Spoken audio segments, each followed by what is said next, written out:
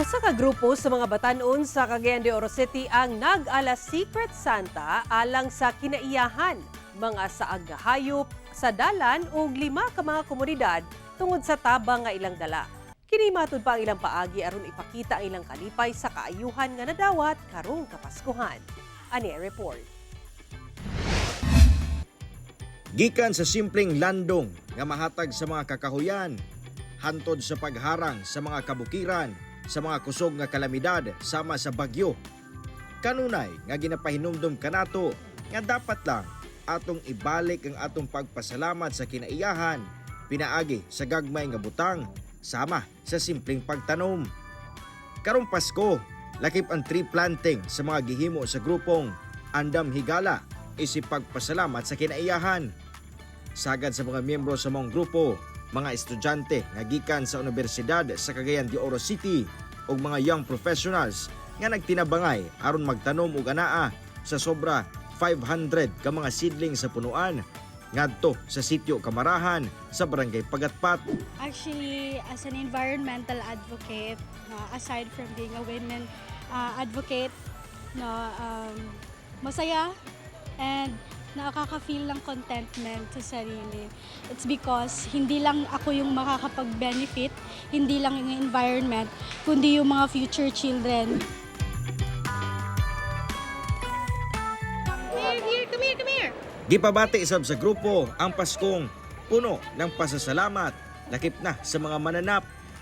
Nituyok ang grupo sa downtown area sa Cagayan de Oro ug nagpakaon ug di mo ubos sa 50 ka mga iro ug iring sa kalsada. Kauban sa bdila sa aktibidad ang usa ka non-government organization nga Love and Pause. I feel so happy kasi po imagine we are the youth. We are youth na nagsiserve sa community, but then even the animals we can cater kasi po hindi lang po kami nagfo-focus to people. Animals also need helps too. Gawa sa pag-alaga sa mga mananap ug kinaiyahan, gilusad sab sa grupo ang Santa Higala Project karong Kapaskuhan. Tumong niini nga makahatag og regalo ug tabang sa napili nilang 5 ka komunidad sa syudad.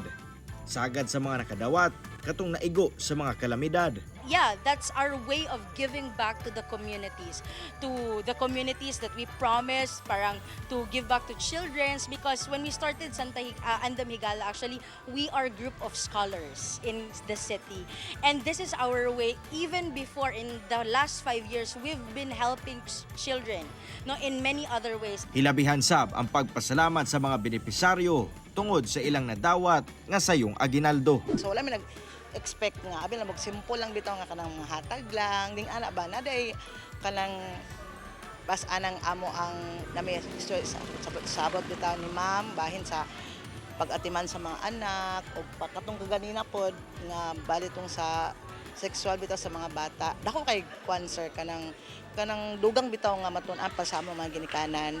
Youth really has the power to parang start the change in our communities, and this is like a message of hope for everyone who is watching, that hopefully regardless if we are still young, but I believe that it's never too young to lead and never too young to bring in change and start the change in our community. Karong Kapaskuhan mga kapuso, daghan kitag angay ipagpasalamat. Busa sa atong simpleng buhat, angayan natong ipakita ang atong pagpasalamat sa tanang grasya nga atong nadawatan. Kauban si Jaybert Pairat, Cyril Chavez, One Mindanao.